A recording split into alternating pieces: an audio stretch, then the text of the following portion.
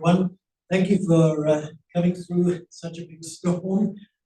In fact, we had about 50 people signed up for our evening today, which is a kind of a forerunner to what we'll be doing at the public forum meeting in October, which is on October the 25th. But we'll talk about that a little bit later.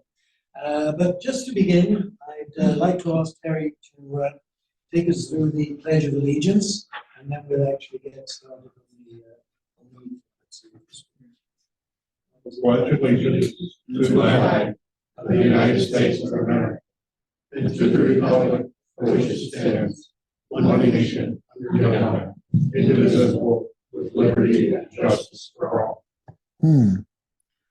Well, we had everything fixed up with this a moment ago. Now, let's just try it again.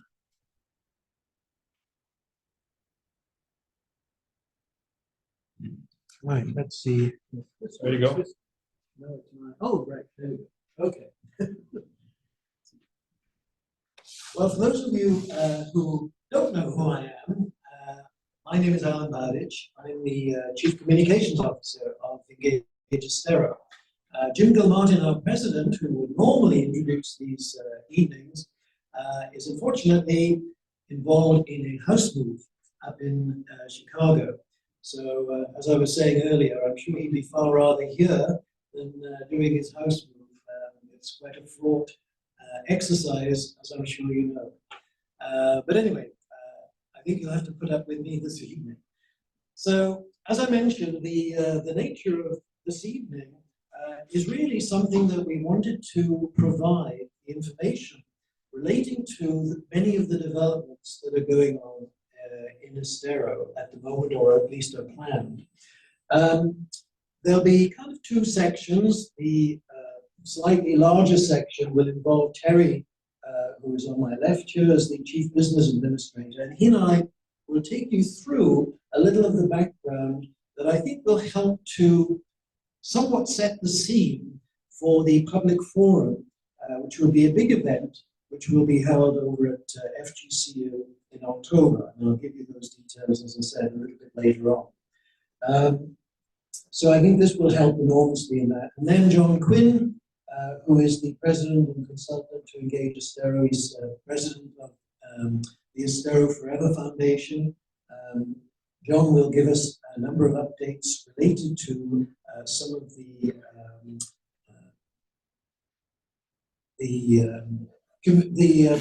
entertainment district and the plans for Estero. So that's how the plan will be. What I wanted to show you, and I'll just turn the light down a little bit to make it a little easier. Some of you may be aware that we updated the various developments that are taking place, not only within the village boundary itself, but just on the edge, if you like, which is what we call Greater Estero. This information is very detailed and is contained on the Engage Estero website, and it was also sent out as an email blast as part of our third Greater Estero Community Report. It's extremely comprehensive, and the purpose really of just taking you through in very brief terms what's going on both just outside our area and inside it is so that you can see the enormity of the developments that are taking place. You can, of course, look into the precise details of each of these developments by going onto the website, and then you can pull up the very precise information that's covered. So within the village of Estero, we have, again, a very large number of different developments highlighted here, both on this page and on our next page. And as I said, my plan wasn't really for you to study these in detail here, but simply to know what is going on. And then if there are areas of interest for you, then you could obviously look them up later. But what you see is both in terms of developments for homes and those kinds of things. There are, of course, a number of other recreational developments. Some of those, as I said, John will be talking about a little bit later. And there are many commercial developments which are also highlighted in the same document that I referred to. Some of those going on within Estero, you can see highlighted here. And there's a lot of activity, of course, in relation to commercial developments going on. Estero is extremely popular with businesses that want to develop their operations here, as you can see, which is obviously very encouraging. And some of those others within the village that are planned are listed here, particularly several additions that you can see are Coconut Point additions.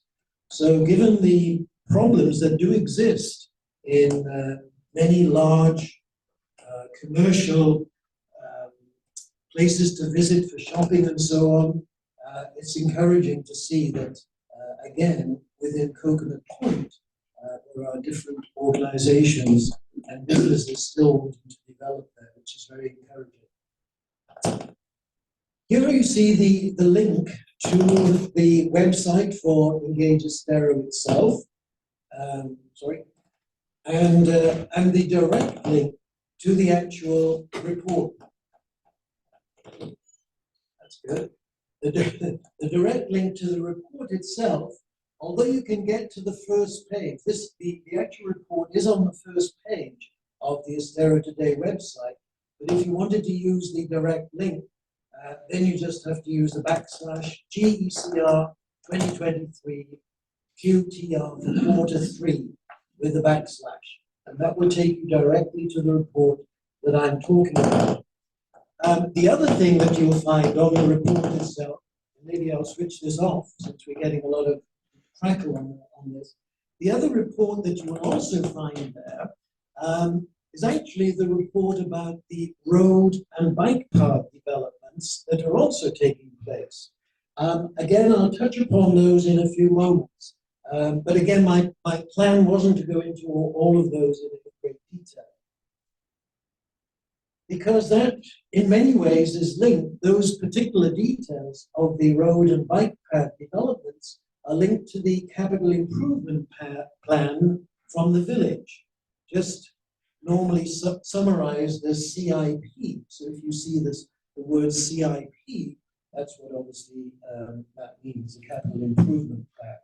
And we also have the website for going to the Estero Village's capital improvement plan through this particular link here. Again, these slides will be available on the website after we've had the meeting, and obviously you can look up some of these elements of information if you haven't seen them.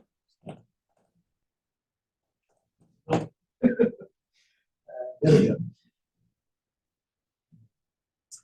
Now, one of the concerns that many people have here in our area, including myself, is with all those developments that you saw summarized, I think it's fair to say that we're in very much an urbanization mode. And that's not, of course, too far removed from many other places. But nevertheless, we're concerned about what happens here. And I think many people are believing that the village of Estero and the planning and zoning office and management can stop what's going on. Well, unfortunately, that's not exactly true, because one of the things that I did for my own benefit as much as yours was I spoke to Dan DeLacy. Dan used to help the ECCL considerably in the work that they did, and is also going to be a member of the panel in the public forum meeting that we have in October. He's actually a land use planning and water and environmental policy consultant.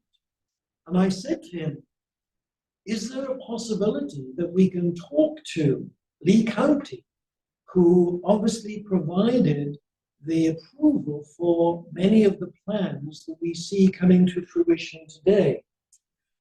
And the answer, as you can see here, is that land rights that were established back in the 80s and 90s in Lee County, before, of course, well before the village was incorporated, had various, and indeed even before, what's called, something that Terry will talk about in a moment, about something called mixed use designations, which have come about more lately, is that it's very difficult, he says, to control the number of units being built.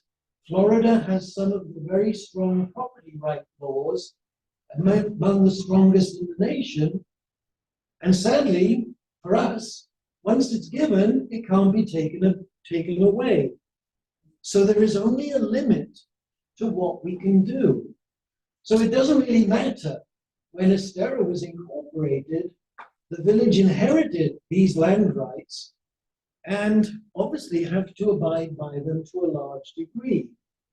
Well, I'm equally not here to defend necessarily the village planning and zoning board and the village council. Obviously, we want to make sure, are there things that can be done? And the answer is, to a degree, there are. And you may be aware of some of these.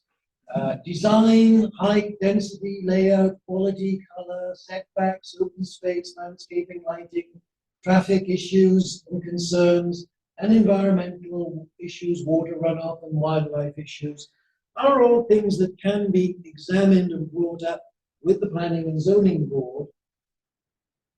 But obviously, that doesn't mean that these developments can actually go away, unfortunately. And I think it's as well to be aware of that. We will do what we can, but this issue of what we want and what actually relates to these mixed-use developments and why those may be actually important for us, despite the fact that you might think, as I did in the beginning, mixed use, does that mean that we're going to get more done in a particular location than we really need? Harry, maybe you can enlighten us on that one. Yeah. And we're talking about what is happening here and the evolution of Estero. Estero started out as a rural agriculture for over 100 years as far as recent history. It moved quickly in the 80s to 2010 into a suburban environment where you went and you lived here, but you got your services elsewhere. You went to Naples for restaurants, you went, up into Fort Myers for doctors or down into Naples. So you were traveling far distances. We are now becoming and maturing into more of an urban environment. And an urbanization means we access the services within our community. So how are we developing and bringing that forward? And that's what we're talking about. So we're looking at creating neighborhoods with integrated high-use services that we're going to go through. And those services would be easier to access with shorter trips. You get multiple things done at one time when you go to those particular areas, depending on your scheduling and those activities. We're looking to improve the access of the bike and pedestrian and the infrastructure for those things. Infrastructure build in the capital improvement plan is a long-term project. It takes anywhere if it's rapid, it's 3 years. Most of the time it takes 5 to 7 years from conception to implementation. It's very interesting. And there's a big investment in the capital improvement plan in the village. Last night they approved about a $47 million spend budget for 2023 to 2024. 75% of that budget will go into capital projects. Infrastructure, roads, Williams Road, River Ranch Road, bike and pedestrian, Sandy Lane, will go into utility investment to build out the recreational area inside the activities there. A lot will go into the septic to sewer conversion of West Broadway. That was very large on the system. So, and the actual tax base is $22 million. And they're bringing in probably about $30 million of future project funding from state and outside sources. So the investment is going in to do this in the capital improvement plan. And we have a big problem. Workforce housing. The people who work here, oftentimes the professionals can't afford to live here. I met with a FGCU professor today. He lives up along McGregor. He can't afford to live here. His wife is a teacher, but he'd love to live here closer. Our teacher problem inside the schools is tied highly to the fact that people can't afford to live here. So there has to be some compromise on the cost of housing to do it. And the state is doing a lot of things on trying to incentivize, and this means more density in some regards to solve that problem. So, you know, where one place we look at it, we're an HOA community, and we're now backfilling a lot of the spaces that weren't built out around HOAs. We're coming back in, there's smaller parcels to backfill. We're getting into that. So we can keep doing that. So that conversation about what we want the future to look like is a very, very important conversation. And that's what we're trying to stimulate. Next slide. Okay. Go ahead. So, as we've seen from the announcement of the Whitfield development, particularly on the corner of 41 and Coconut Road, that raised a lot of concerns for many people. Some of the concerns related to the traffic density investigation of that particular site, and the feeling that, you know, shouldn't there be a much wider traffic study carried out? So actually at Engage Estero, we explored that particular issue with the village management.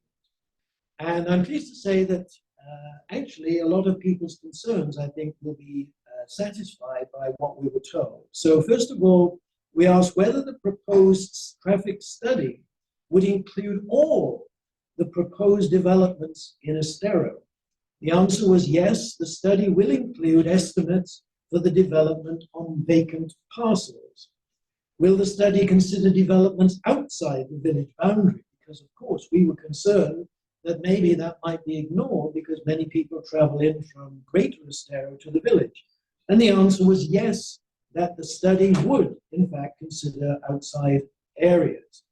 And it would also cover peak traffic density, which was another concern as to whether or not maybe anyone looking at the traffic density might look at it now as opposed to the January to May period. Will we involve workers and service people? Yes, that would also be done, and it would be repeated in 4 or 5 years. So from our questioning, we certainly had some very good responses in that regard. One of the other things, though, that we were concerned about at Engage Estero, when ECCL, before the village was established, was concerned about the developments taking place at Coconut Point and elsewhere with the Walmart development, they actually put together a capital plan, which included, having discussed it with the Lee County Commissioners and the then Mary Gibbs, who was in charge of the Planning and Zoning Board at Lee County before the village was established, they actually allowed the developer, requested the developer to present their plans to a committee of a variety of different people that represented the community. And the purpose for that was to help the developers better understand some of the concerns that were being expressed by the public before they went to the Village Planning and Zoning Board. Well, we actually explored whether in part of the survey that followed the announcement of the issues that we're talking about for the Whitfield development, we actually asked whether the public would like to see us formally request that the village requires developers to do that. Well, Jim Gilmartin, our president, has actually already spoken to Steve Sarkozy, the village manager, about this. And he has indicated that, in fact, that process is in place. But it seems to us that it's rather a hit and miss affair, that sometimes it does happen, as it did with discussions going on at Bellaterra about the large, tower village, the tower that's going there for cell tower. And that did happen on that occasion, and there have been other occasions too, but it doesn't seem to happen all of the time.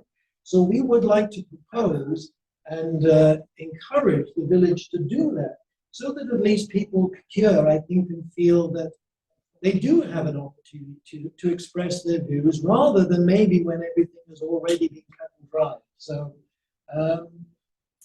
and so the issues relating to this traffic study, I've obviously already mentioned to you, and that is going to go ahead within the next 12 months, possibly even before the end of 12 months is up, and we'll be accounting for those issues.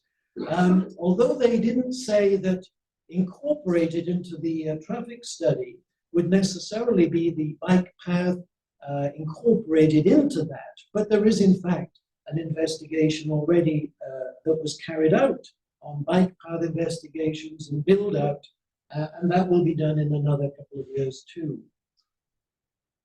Now, one other thing that's been going on, which you may have heard about, which again I'd like to ask Terry to summarize, is what's going on with these words called the village hub or the village center. What does it mean? Terry. Thank you. And what this means is this is an area, this is a shot off the village website. Go right on the website, the first open up, this is the slide you see the first time. And they're talking about actually a neighborhood. They're not talking about a town square or a very centralized area. They're actually talking about a neighborhood that's boundaried by Corkscrew Road on the north, Williams Road on the south, River Ranch Road on the east, and 41 on the west. And they're talking about the variance of the number of different services that can and will be in there, along with what is already, the high school is already in that neighborhood. The Parks and Rec Department, where we are today, it's already there. Okay, we have the new recreational area called Williams Road, that's 20 acres, that has the golf driving range on it now, that will soon have a public-private partnership of two. They have two proposed contracts for that. Chicken and Pickle and High Five Entertainment are there. Along with that, that is a very major area where a lot of the CIP plan is being spent. They're going to turn Williams Road into a 4-lane road. They're going to improve the bike and pedestrian paths along Williams Road all the way from 41 east to, all the way east to 3 Oaks Road. And they are adding to that, they have to bring in the sewer and utility function into the recreational area so that that can be developed. You can't build those things and expect those entertainment things just to materialize without making those investments. All of that will take a better part of a year, and they expect that utility to be done by, I think they hope to have it done by early next year in April time. But we'll see how that works out. But the concept is there, and they actually point out 4 different neighborhoods. And you look at that. So there are 4 other examples. And I happen to live over days over by the commercial, the highway commercial up there. And if you look at that, we have a healthcare facility over there. We have plenty of shopping over there. We don't necessarily have to go all the way down to Coconut Point Mall, even though that's not that far. Plus we can go up to Gulf Coast and other places. So those neighborhoods start to materialize. and the access would be able to make those shorter runs and shorter activities. So we want to take the next slide. Okay. Okay. So, as I said at the beginning, we wanted to lay out a little bit of background before the important public forum, which of course we hopefully would like to see you at. This is going to take place at the FGCU Student Center Ballroom, the Cohen Student Center Ballroom, and we're extremely grateful to FGCU's Water School. They have in fact sponsored this particular event by picking up the tab for us on what is actually a very expensive center to run such a meeting. We already have 200 people that have signed up for this event, and we haven't finished our promotion of it yet. But when you listen to the people who will be there, the moderator for the event this time will not be either myself or Jim Gilmartin. It'll be Professor Shelton Weeks. He's the FGCU Professor of Economics and Finance, but he is also the Lucas Professor of Real Estate and Director of the Lucas Institute for Real Estate Development and Finance. So he knows a great deal about issues relating to development. Some of the other panel members, I mentioned Dan DeLessi in my earlier part of my talk. He will be there. As I said, he is involved in planning, land use and planning of water environmental policy. Ross McIntosh is the senior commercial real estate broker and respected speaker. Steve Sarkozy, our village Estero manager, will be there. And last but by not least, Jim Wallace, who is a key principal of Jim Wallace and Associates and has been involved, of course, on the village planning zoning office as well. So that will be a very, very important meeting, and I'm sure will be an extremely interesting one for many who want to really learn a little more about just what's going on and what's going to happen here in Estero. So we will take a few questions, but you know, we want to move along with our time scale. So if there are one or two, we can take them quickly, and then if not, we'll take some more at the end. Anyone have any questions to ask? Yes. What is the up-to-date situation with the bike path? Because originally I had read on the website that it was going to go from Old 41, paralleling the, well, it's on the railroad tracks. Right. All the way up to like a week ago. Well, that's still a long way off, in the sense that the, of course, the land itself isn't something that's just been agreed for purchase. That's owned by the Seminole Railway, and you know, obviously there are various individual corporations and municipalities involved, because we have Bonita Springs, we have Estero, we have Lee County, all looking into whether or not that's going to be a viable buy in the first place. So that's still a little way off. So I will have an opportunity to give it a thumbs up. Well, there's a lot of bikers who I think would love to have that. I mean, there are different parts of the country in the United States which do have that kind of facility, which is very, very well used. But we'll see what happens. Any other quick questions? Yes. You kind of pointed out the last map, the corridor of Corkscrew Road down to Williams, Yes. and Oops, I thought sorry. we heard a lot of talk before about that kind of a big block of trees on Corkscrew going then north of that. What do you mean, the river, the park on the river? Yeah, Which is, yeah. There's all that stuff there going up to. actually, we're gonna save comments on the park on the river for John Yes. Quinn, because he's the man that knows the most about that particular activity and what's going on. Right. And we'll save that for John's comments. You have- Switched off, John. Tony, switched off the recording. Any other quick questions before we move on? In the back. Yes. Do you have any plans to incorporate any of the new communities off Corkscrew into the village? Well, that's again a village council issue.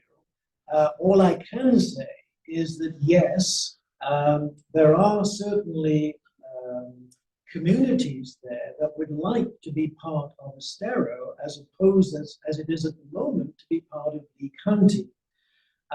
One of the issues that has to wait, however, is the management of some of those communities has to be turned over to the membership itself for them to be able to make that final judgment. Equally, I think that there's a slight problem in that, let's just take for an example, let's say, although Vedana is being built on at the moment, but let's say that was finished and Vedana wanted to be part of Estero, right? Well, between Bellaterra and that particular community, there are a number of others. And the village would not, as far as I understand it, would wish to have spasmodic pieces of land that are not all linked up as a part of the boundary. So it would be a gradual development of an extension of the village itself with the agreement of those organizations and communities. But I think the plan is certainly in place or being thought of. And again, it's probably going to be some years hence, but I think it's likely. Okay, well, let's move on to John, if we may. John Quinn, as I told you, is president of the Engage Estero Forever Foundation. And I will hand over to John to take you through his short talk. Thank you, John. So, last time I talked, I did not need a microphone. So we'll see how I do today.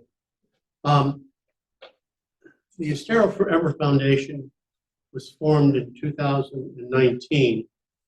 Of the group, Jim Gilmartin was part of that group.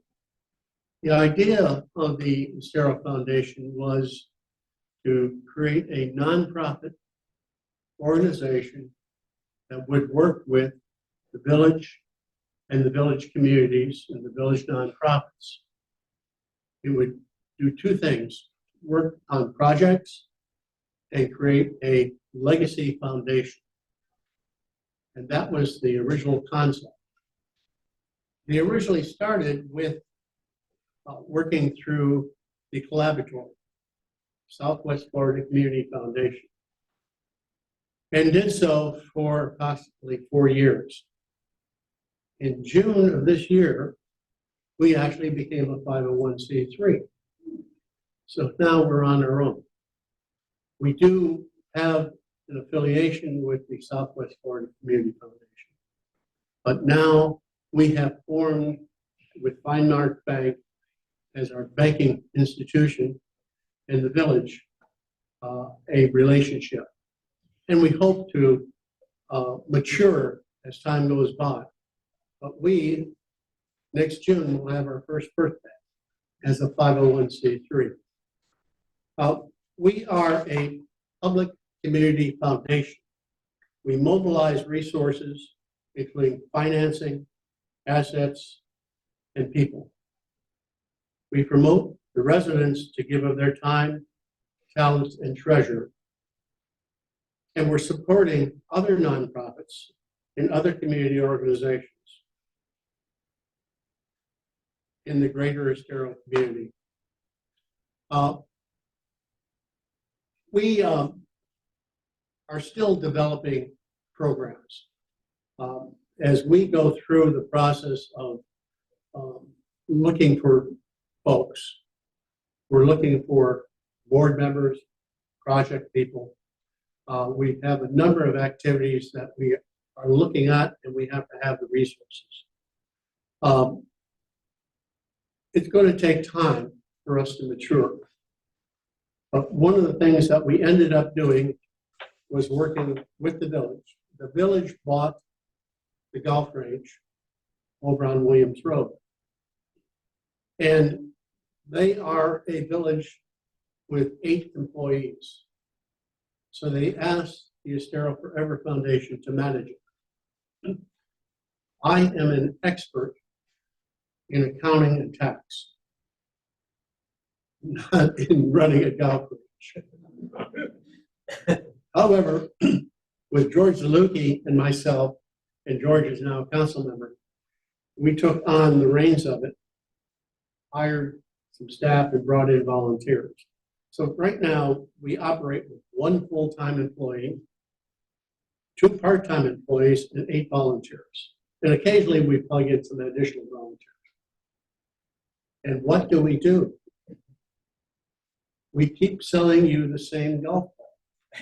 And we charge you for it time and time again until it's worn out. And then we buy some more.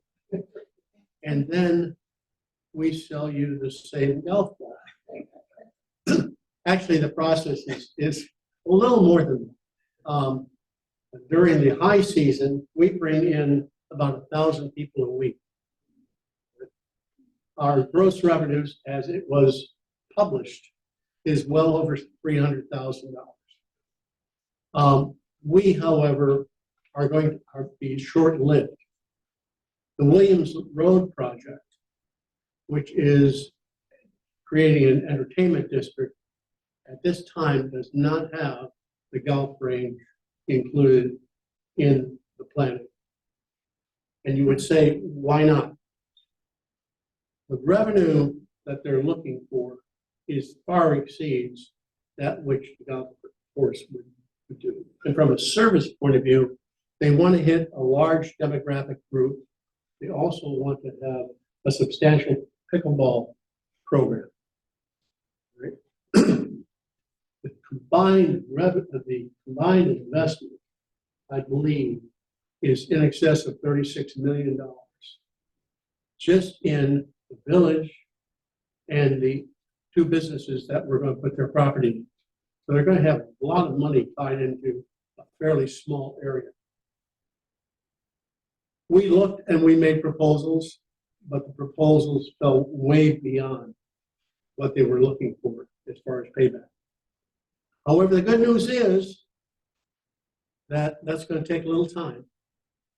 So for right now, folks, we are open. Our volunteers are there. We sell you balls. We wash them very carefully. We are happy to serve you.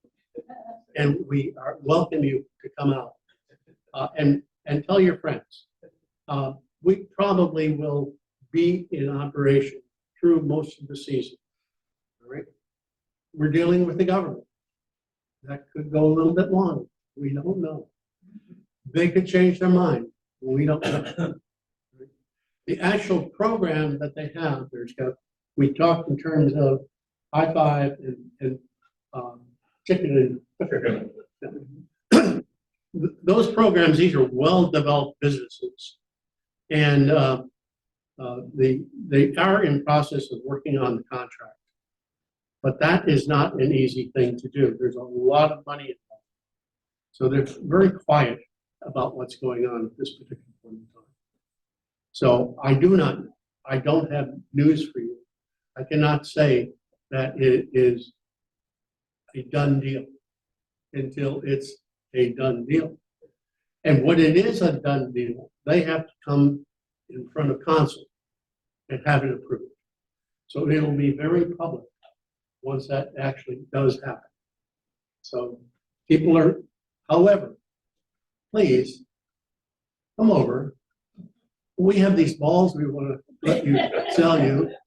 And then we promise that we'll wash them and then put them in a dispenser and let you buy them again. Are there any questions about that? So you talk about 2 different entities. Are they competing? No. The bidding process, they're not. No, they are. No, they're not competing at all. They're actually joining. Oh, You know, it's a 3-way negotiation. Two very, very large businesses, right? And then the village in a public-private partnership, right? If you looked at any of the information, pickleball actually has a lot more as far as opportunities and entertainment. It's just not pickleball itself. The high five, if you enjoy axe throwing or bowling or any number of things, and they are going to have measured out. So it'll service the young people and the older people. It's a community gathering place. And these particular groups have been very, very successful over the years. So these are not fly-by-night outfits. It's not a question, but I want to add, I want to thank you for what you've done to provide this driving range as long as you have, because it's a wonderful asset for the area. I'll tell you, our volunteers enjoy every day. Our employees, right, when they're really through a third party, but they're our family. And as far as a group goes, I got a notice today on my phone. One of the volunteers said, "We just put air in all the tires on the pickup, and everything's 30 pounds now." We actually, you know, the Estero Forever Foundation, as far as these projects do, we get our fingernails dirty sometimes, and my wife complains about that. But we do. It is, we're not in competition with Engage Estero at all. We're really a project-oriented group, and that's one box. And then you have that second box, which is legacy, building a foundation for the long-term wealth and continuity of Estero. And so we have two boxes that we're trying to develop over a period of time. As a community service project, we are thrilled to be able to do that, because that would have been a lot of grass growing in a field if we had not done it. So thank you very much. Why don't you update people on the Park by the River and the recent decision about the Dreyer House? Yes. We, one of the things that we have started to do, we had conversations, and it goes back about 6 months, about the park. We talked about the YMCA area, Appalachia, and we were looking at that. And next door, there's another 5.5 acres at 8801. And on that property, there was a building, 4,100 square feet. And the original building was built in between 1902 and 1910. And there were additions in 51 and in 80 and updated in 2000. But parts of it are over 115 years. And we look at, they had made a decision to demolish the property. And we looked at it to see if we could resurrect that. We finally came to the conclusion we couldn't do it. The mold levels in that particular building were so high, we felt we could never make it safe for public use. So last night, regrettably, I had to tell council that we had to abandon the project, which we had worked at for 90 days. But it was a right decision. They're making the right decision. And it's something that has to be done. Speaking to the village, as far as the property goes, I sat back for a little while. They bought the property in 2019, which was the same time we got organized. And other than the YMCA, it had sat. And I wondered what was going on myself as far as the property goes. But they had been plagued with the hurricanes, and they had other priorities that they had to deal with. And they did develop a couple of concepts, trails, right, and areas that they wanted to work on. This year, they started and brought in the heavy machinery and worked on taking out the invasives. So you've seen that property get thinned out, right? And when you're talking about a preserve, that's one of the first things that you do when you start going in and developing the property. They also, as far as the contract with the YMCA, it's stopping. It's extended right now through October, but we're in negotiation with the village to take over the management of that property and develop programs for you folks. So we hope to be able to do that. The difficulty is this is a really long-term program because part of it was wild and totally preserved.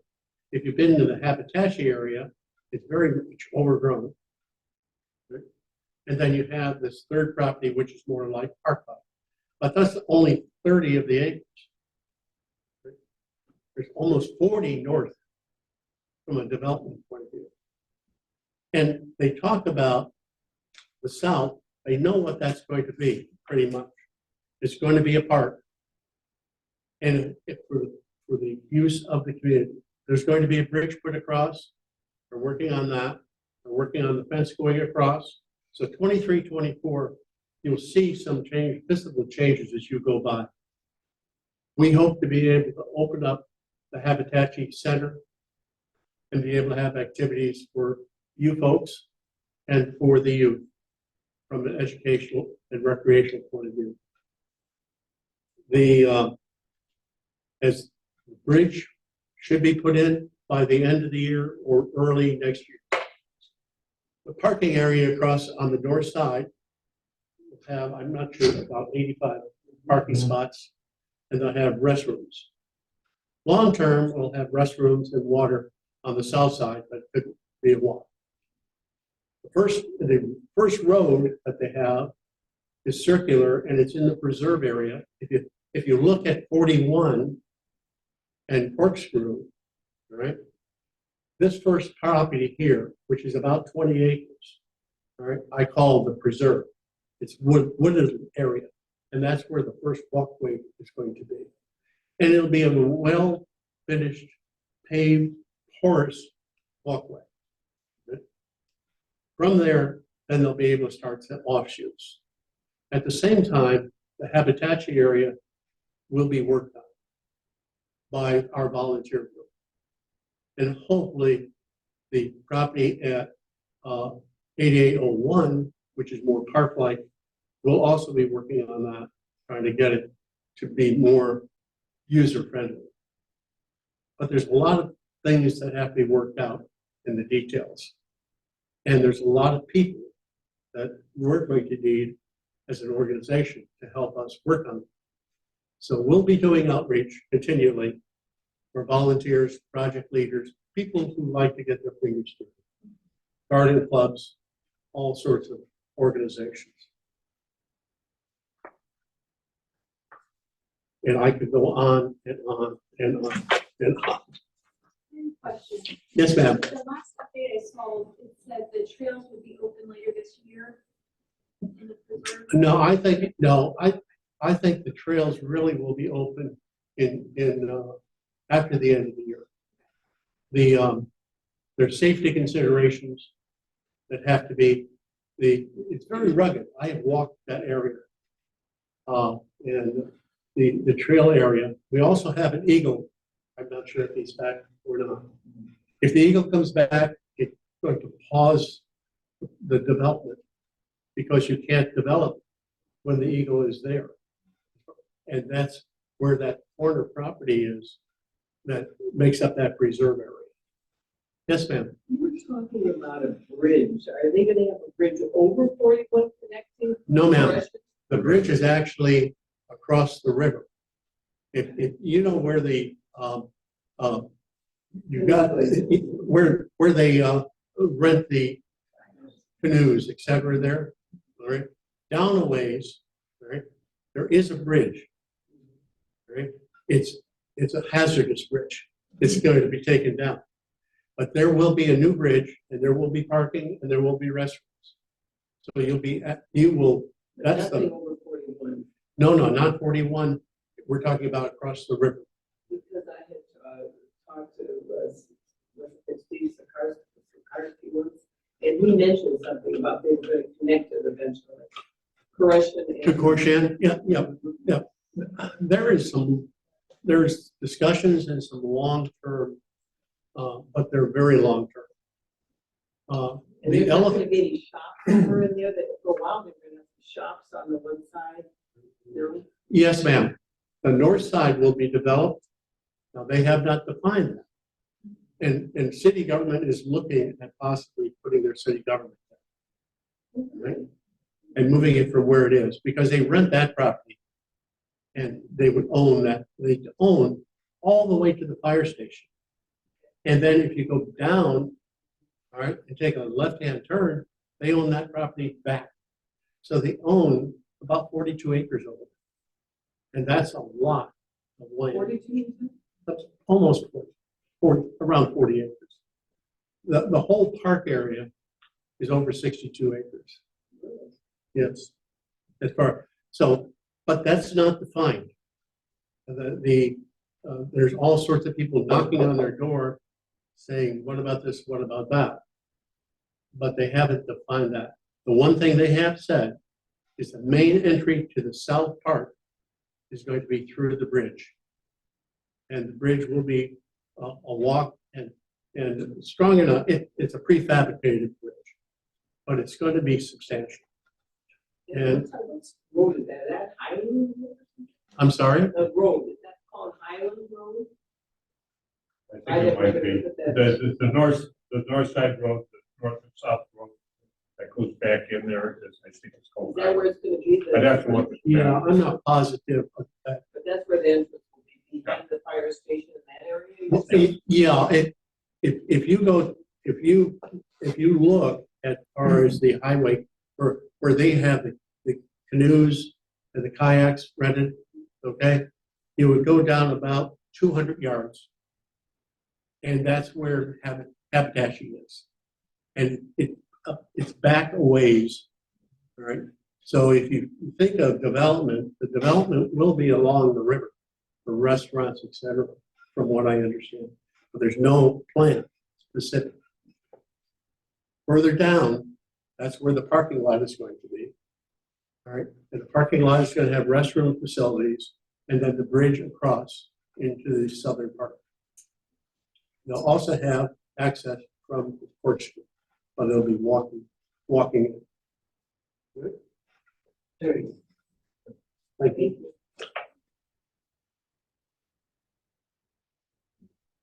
You basically went through that. Yes, I've actually done that. Yeah. We want to close with just a real quick education and a presentation, a short commentary about defining what a public-private partnership is. And it's the village and a private company join into a contract with each other to co-develop a particular property and create and operate a service. That's what it is. It's been done successfully across the nation, different places, where they built roads and built toll roads and other things. It's been done unsuccessfully. I'm from Chicago, and we have too many examples of unsuccessful. Creates an income asset supported by users, not by taxpayers. So when people go there and use and participate, they create revenue. Then at the end of the year, the partnership settles up and divides, and the revenues go back. It's a shared risk between private enterprise and the village. They are sharing the risk. But here, they're doing an entertainment recreation business because it actually supports our signature lifestyle of what we are, because really one of the reasons people come here is because they can live an active lifestyle. And the last thing is it's just the community. There is one pad there that is not yet under negotiation or talked about. So commentary and ideas about what might go in that third pad have to come from you. They have to, what do you want? What do you want to have? That's one of the things we want to encourage in this conversation. Thank you both, John, especially, and of course, Terry. I'd just like to wrap things up with the President's report. As I've said, Jim isn't here to give it, but it'll just take a few minutes for me to run through a couple of things that Jim wanted to cover with you today. The first thing is that, of course, we get, and it's very important for us in Engage Estero to have a lot of feedback and comments about things that are going on, issues that may be of interest to you or concern to you. I spoke earlier about the desire for many people who've expressed this view to us to want to see more involvement in understanding what the developments that are going to be taking place in Estero are, perhaps before they eventually get to the Planning and Zoning Board. And although I know, and I've expressed this comment already, that there are indeed a number of meetings and opportunities for that to happen, there have, I think, been certain cases where that hasn't been done, at least to the public's view on a number of issues. And it would be nice to see that that does happen on a regular basis. And I know Jim, as I said, has spoken to Steve Sarkozy about that when he spoke to him. And the other issue that Terry just touched upon, I think the recreational developments are exciting and extremely important for all of us who live here. And again, the village management has carried out a number of focus group discussions with community-based people on their perspective of what they would like to see. But given that, you know, these issues are terribly important, there's a lot of individuals who've expressed support for continuing with the golf driving range there, of course, despite the fact that it may not generate quite as much money as other developments, but it is a facility that very few people have in other parts of Southwest Florida. So, you know, it is an issue that many people may like to see in some way or another continued with. On a different matter, one of our senior individuals working within the safety department, safety area, Tony Carangelo, has been working extensively with FGCU staff and students to come up with a very intriguing graphic presentation which explain in map form the various things that are indeed either taking place or have taken place or exist here in Estero. This would be a very good way for many people to see exactly where different things are taking place on a geographic basis. And I know that he's hoping to perhaps have the whole investigative process and the development of this probably ready to present in the early new year. We're going to highlight on the website, again, as a result of a lot of discussions, Engage Estero, of course, supports the veterans.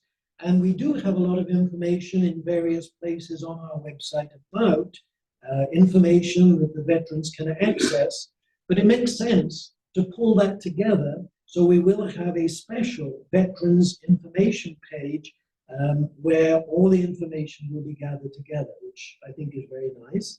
And perhaps behind the scenes, I know that both Mark Novitsky, who is a consultant to Engage Estero, and many of the people working within Engage Estero have been looking at various options in relation to encouraging more to be done for veterans in our location. As far as the upcoming meetings are concerned, I mentioned the public forum. That's taking place on October the 25th at 6 p.m. So if you would like to attend, simply go to our website and you can sign up on the website, putting your name in to record that you would like to be there on that day. On November the 15th at 6 p.m. in this building here, we have Calusa waterkeeper Captain Cody Pierce, who will be discussing the implications of urbanization in Estero and what we can do to manage its impact, particularly in relation to water quality and so forth. So I think that will be a very appropriate extension of the sorts of things that I'm sure will be debated in October. And at that same meeting, the Captains for Clean Water organization will be represented by Chris Whitman, and he'll be talking about the concerns of damage to the Everglades and why that's also important for us in Estero. And the final meeting this year will be on December the 7th at 5:30, again here. That'll be headed by a talk from Dr. Adam Malloy, who's the Director of Planning and Growth and Capacity for Lee County Schools.